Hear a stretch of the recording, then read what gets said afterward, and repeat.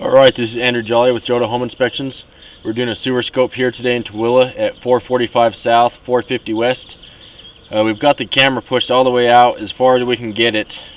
I had to go through kind of a sharp turn, which makes it difficult to push too much further.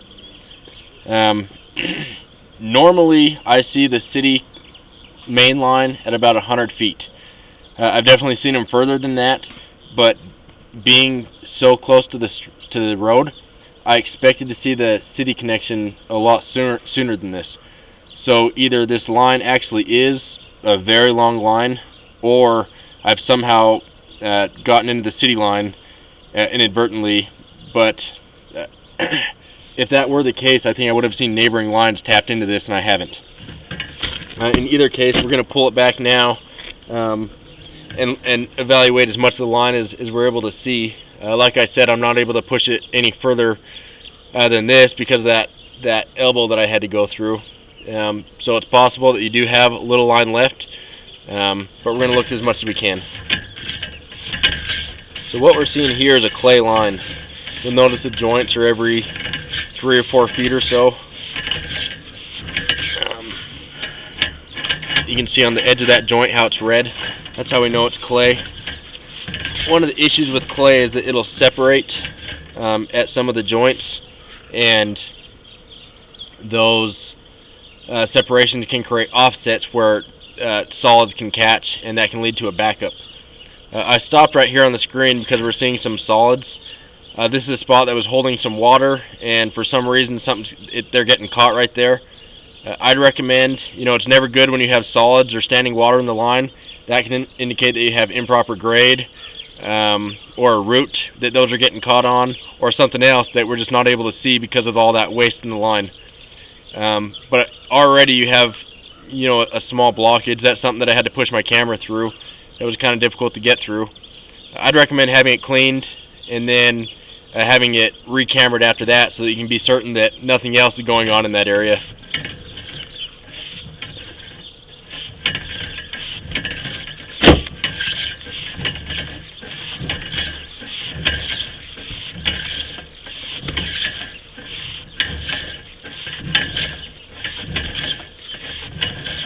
I'm concerned with the amount of waste we're actually seeing in this line. I don't normally see that much waste in a line.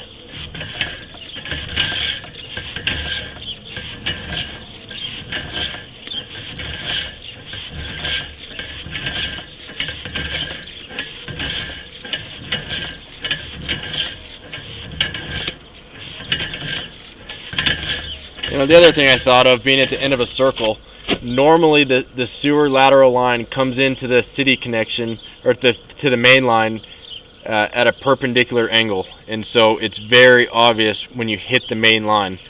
I'm curious if, since you're at the end of a circle, if they've shot into it directly, and that's why it was unclear when I actually went into the city line, which would make more sense. And if that was the case, it's possible that part of what we're seeing here is the city line, and it's not even your responsibility.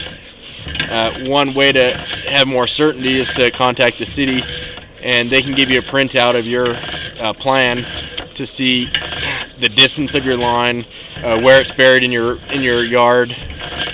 That way you know what portion of this is yours and what's not. We started pulling this back at about 135 feet or so.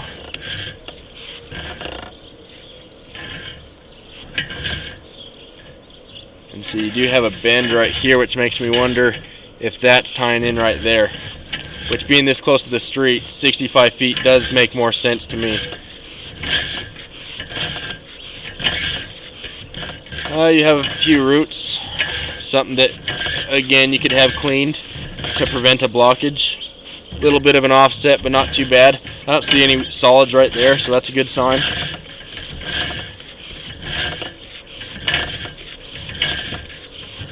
No more standing water, which is good. A little baby root, but that one's not something to worry about. So right here is something that I noticed. When we transitioned from the cast iron to the clay, if you look at the top of the screen, there's a little little sliver of cast iron that's missing. It's hard to know if that's a gap in the line. If that actually opens up into dirt, that's an area where dirt could fall into the line and essentially collapse in on itself, where it's going to fill it with dirt and you're not going to be able to use the line anymore without having it dug up and cleaned. That's a little bit of a concern to me, because I don't know what's above that. You know, we can only see so much with this camera. It's a good sign that nothing's coming in right now, but there's no way for me to know how long that chunk has been missing. It could have been like that since the day it was put in. So this is all cast iron.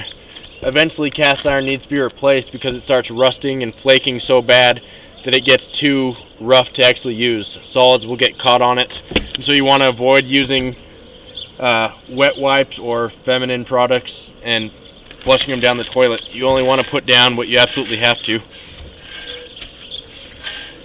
It also can, one of the limitations of cast iron is that you can't always hydrojet them. If you hydrojet them, it just flakes and flakes away at the cast iron and thins out the wall too much. And sometimes it does more trouble than actual good.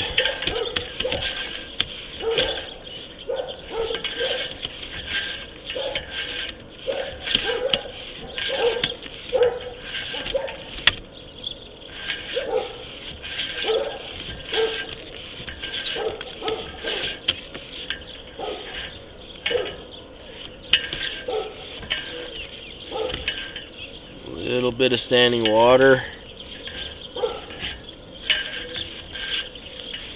It's always good when my camera head stays above it.